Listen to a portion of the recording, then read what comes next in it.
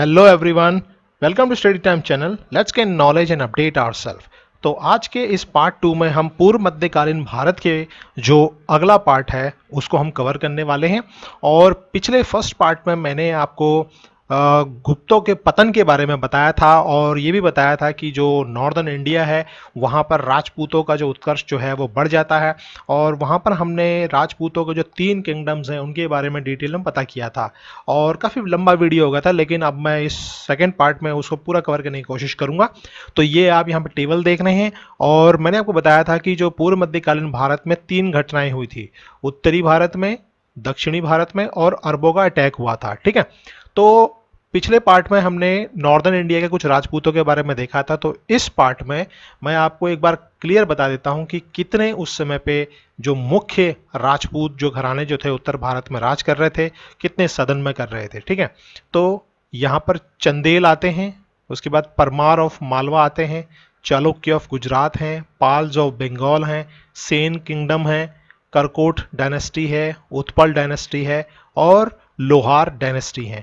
तो ये वो डायनेस्टीज थी जो कि उत्तरी भारत में उस समय शासन कर रही थी। इनका आपस में संघर्ष हो रहा था क्योंकि गुप्तों के बाद में, उनके पतन के बाद में एक प्रकार से देश में एक सेंट्रल पावर की कमी हो गई थी। तो ये वो किंगडम्स थे नॉर्दर्न इंडिया में जो वर्चस्व की लड़ाई लड़ रहे थे। ओके, तो सदर्न इंडिया में भी कुछ यही हाल था। सदर्न इंडिया में Rashtrakuta, Vakataka, Chalukya of Badami, Chalukya of Kalyani, Pallavas और चोल्स, ये वो मुख्य किंगडम्स थे जो सदर्न इंडिया में, इनके बीच में वर्चस्व की लड़ाई चल रही थी। पूरे देश को एक करने के ये प्रयास में थे।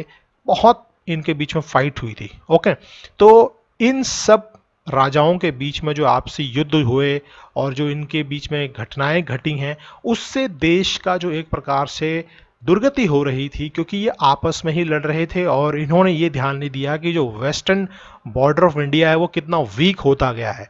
और उसी का फायदा उठाकर यहाँ पर जो अरब के जो यहाँ पर आक्रमणकारी थे वो देश में घुसते हैं और इनके बाद में तुर्की घुसते हैं। और जब वो घुसते हैं तो इतना आसान नहीं होता कि आप इसे घर पे घुस के वहाँ पे आक्रमण कर दो, लेकिन घर पे अगर कमजोरी हो, वहीं अगर घर पे अगर फूट पड़ी हुई हो, तो बहुत आसान हो जाता है इन्वेडर्स का उस पूरे घर को कब्जा करने में। ओके, तो मैंने आपको पिछले वीडियो में एक्सप्लेनेशन कुछ राज्यों के बारे में, नॉर्दर्न इंडिया के बारे में दी थी। अब मैं यहाँ पर जो सदर्न इंडिया में जो सबसे मेन और सबसे खास जो एक प्रकार से किंगडम थी, चोल किंगडम, इसके बारे में आपको विस्तार से समझाऊंगा। और यदि आपको इन बाकी के किंगडम्स में से किसी के बारे में डिटेल में अगर वीडियो चाहिए तो आप कमेंट बॉक्स पे आके ज़रूर आप पूछें, मैं उस टॉपिक के ऊपर वीडियो ज़रूर बनाऊंगा। तो चलो इसमें आगे बढ़ते हैं। तो चोल किंगडम के बारे में हम बात करते हैं। देखो, बेसिकली चोल किंगडम का जो एक प्रकार से उत्कर्ष जो था वो 10वीं शताब्दी में शुरू होता है। लेकिन इससे पहले मैंने एक वीडियो बनाई है संगम युग के बारे में बनाई है, जरूर आप देखना।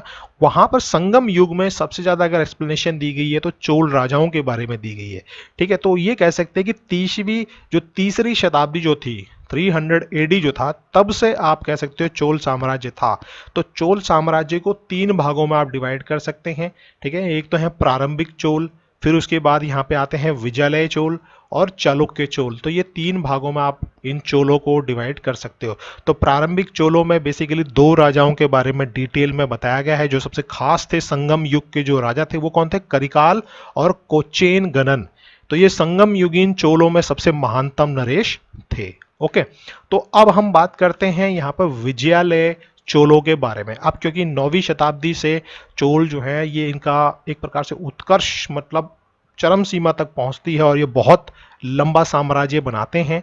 तो विजयालय की बात करते हैं तो चोल साम्राज्य का उदय अब जैसे 9वीं शताब्दी से शुरू होता है और इसकी जो स्थापना है विजयालय ने करी थी। और जिसका जो टाइम पीरियड है देखो यहाँ पर 850 एडी के आसपास है, यहाँ से इसने उसकी शुरू की थी।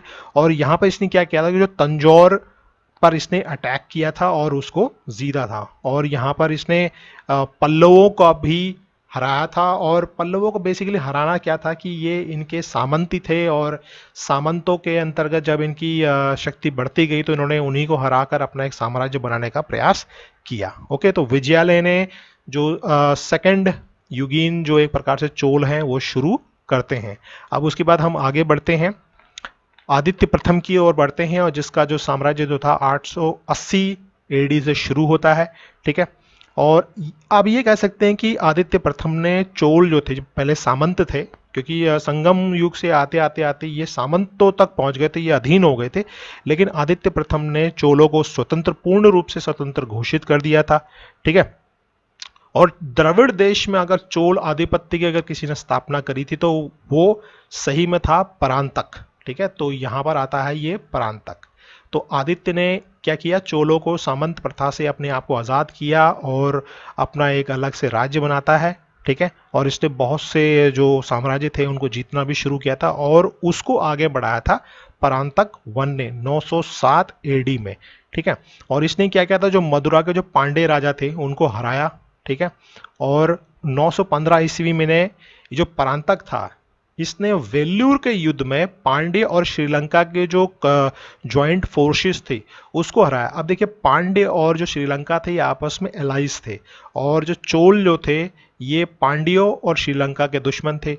तो परांतक ने ही वेल्लूर के युद्ध में पांड्य और श्रीलंका के जो राजा थे उनकी कंबाइंड फोर्सेस को हराया था। और यहीं से क्या होता है कि श्रीलंका और चोलों के बीच में जो युद्ध है 3 दशक तक ये चला था, वो एक टकराव की यहाँ पे स्थिति शुरू हो जाती है। ठीक है, और बहुत लंबे समय तक इनका संघर्ष रहता है। ठीक है, अब हुआ क्या कि 1949 ईस्वी में 949 ईस्वी में जो राष्ट्रकूट जो राजा था नरेश, ठीक है, राष्ट्रकूट राजा था कृष्ण तृतीय ने पश्चिमी गंगों की सहायता से चोलों पर आक्रमण किया था। ठीक है, और जो तोक्कोलम, ठीक है, तोक्कोलम के युद्ध में अब यहाँ पे क्या हुआ कि चोल जो थे बुरी तरीके से हार गए थे। ठीक है, और इस हार के कारण क्या हुआ कि जो उनका उत्तरी भाग जो था राष्ट्रकूट जो है वो जीत जाते हैं, उसको अपने राज्य में मिला लेते हैं।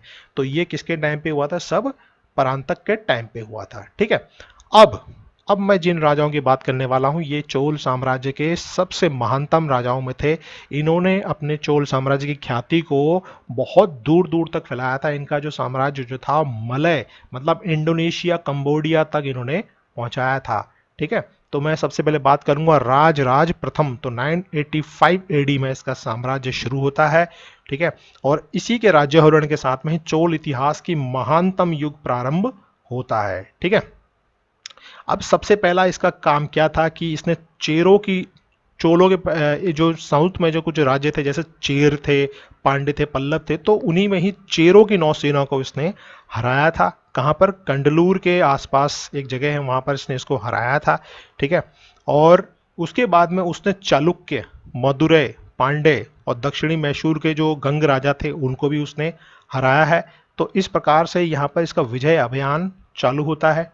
ठीक है, फिर उसके बाद इसने जो श्रीलंका है, श्रीलंका पर अटैक किया था और वहाँ का जो शासक उस समय था महेंद्र पंचम था। ठीक है, वो भी उस युद्ध में हारता है और यहाँ पे चोल साम्राज्य जो है श्रीलंका के कुछ भाग को जीतने में बहुत आसानी से मतलब सफल हो जाता है। ठीक है, राजराज ने जो उनकी उस समय की राजधानी जो थी वो थी अनुराधापुरम। ठीक है, अनुराधापुरम पर भी उसने वहाँ पर अटैक किया था। ठीक है, और उसको जीता भी, और उसके स्थान पर पोलनरुआ, ठीक है, पोल नरुआ को अपनी राजधानी बनाया। ठीक है, और साथ में फिर उसने उसका नया नाम भी रखा था जयनाथ मंडलम। तो मंडलम एक्चुअली एक प्रकार से प्रदेश ही हुआ, क्योंकि राजराज ने श्रीलंका की अपने कब्जे में लिया, उसको एक प्रकार से चोल साम्राज्य का ही एक पार्ट बनाया। तो आप कह सकते हैं कि साउथ में चोलों ने बहुत बड़ी उपलब्धि यहाँ पर हासिल कर ली, श्रीलंका तक को यहाँ पर इन्होंने जीता। अब देखो यहाँ पे जीतने में सबसे बड़ा इनका हाथ किसका था, नेवी का। इनके पास दुनिया की उस समय पे दुनिया की महानतम नेवीज थी, और उन नेवीज के दम पर अब श्रीलंका जो है समुद्र से चारों तरफ से घिरा हुआ है।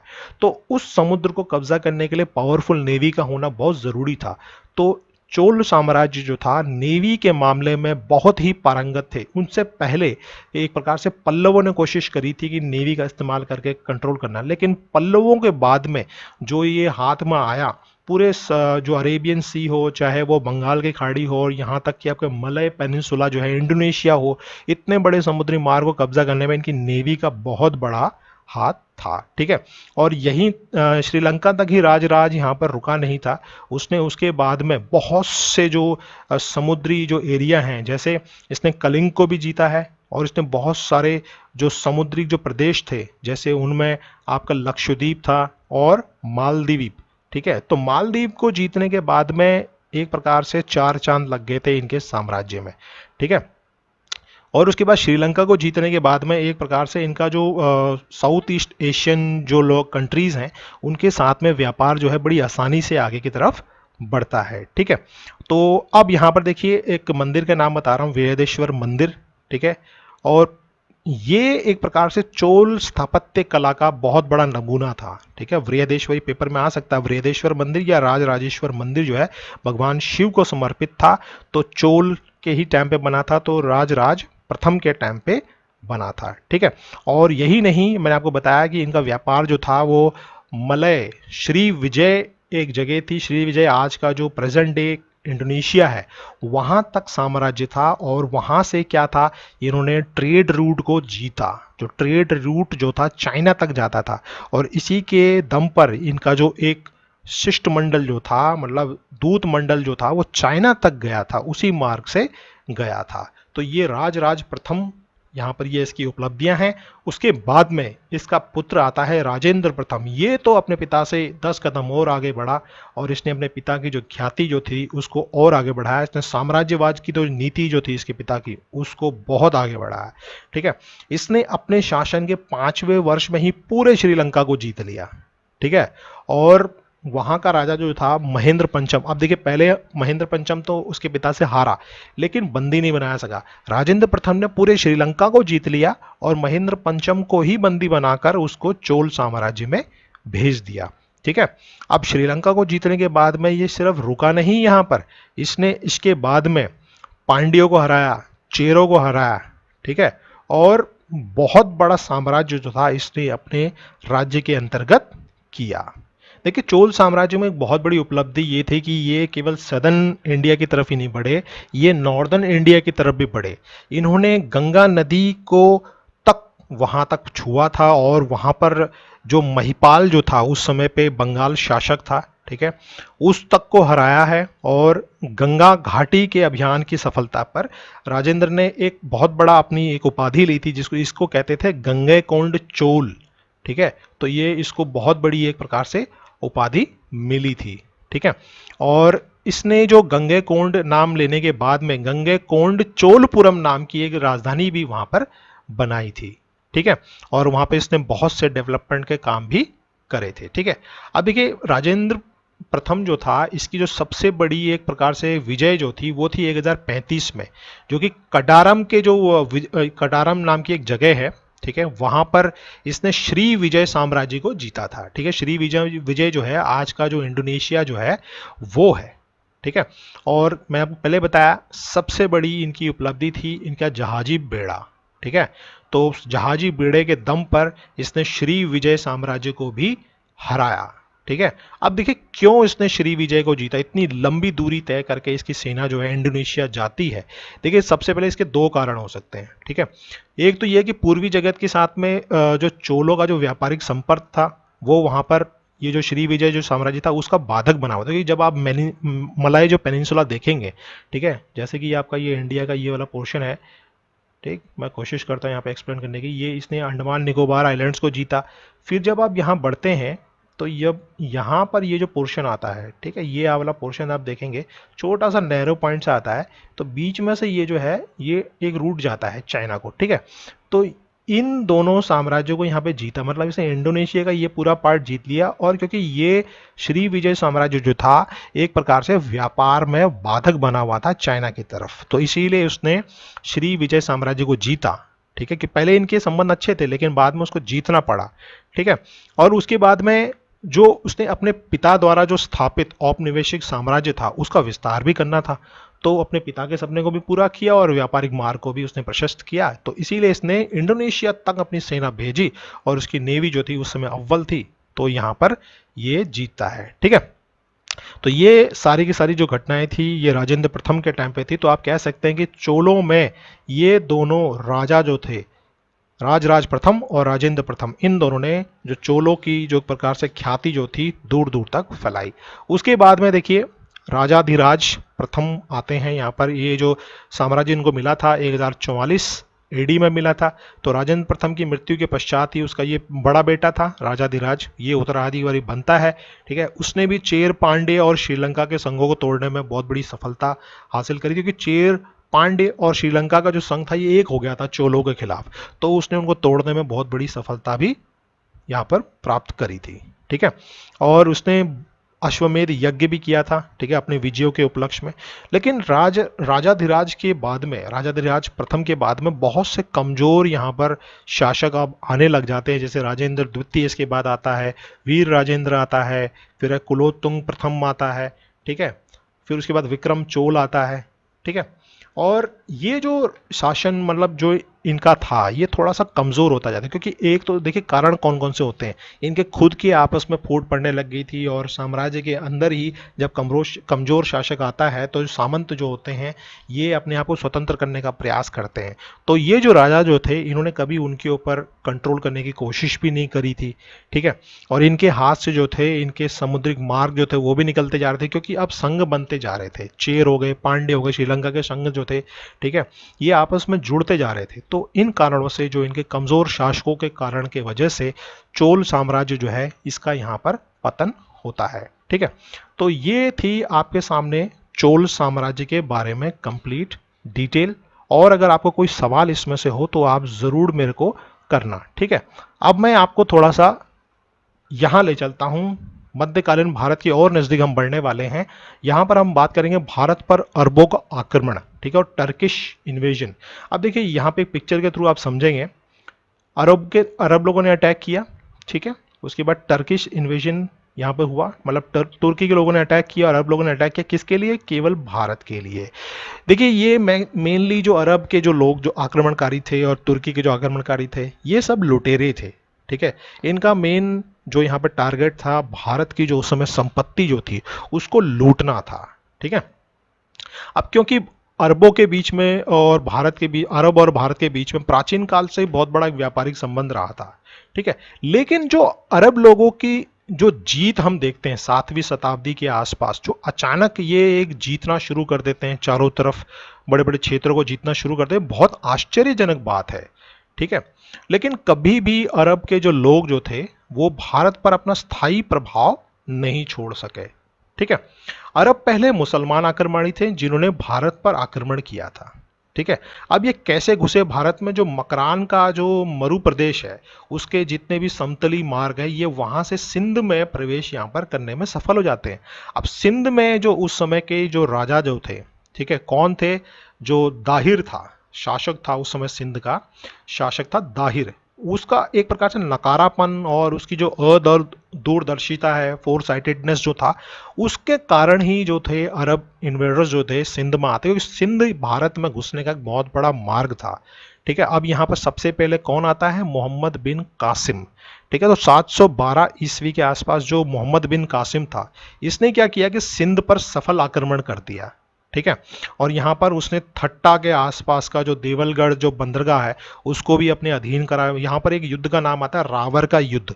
तो रावर के युद्ध के बारे में कभी मैं आपको कंप्लीट वीडियो बनाऊंगा, अगर आप कमेंट बॉक्स पे उसकी रिक्वेस्ट करते हैं तो मैं जरूर बनाऊंगा। ठीक है, तो यहाँ पर दाहिर की एक प्रकार से नकारापन और मोहम्मद बिन कासिम का यहाँ पर जो उसने बहुत बड़ी अपॉर्चुनिटी उसको मिली 712 में, यहाँ पर उसने सिंध पर अटैक किया और उसको जीत भी लिया।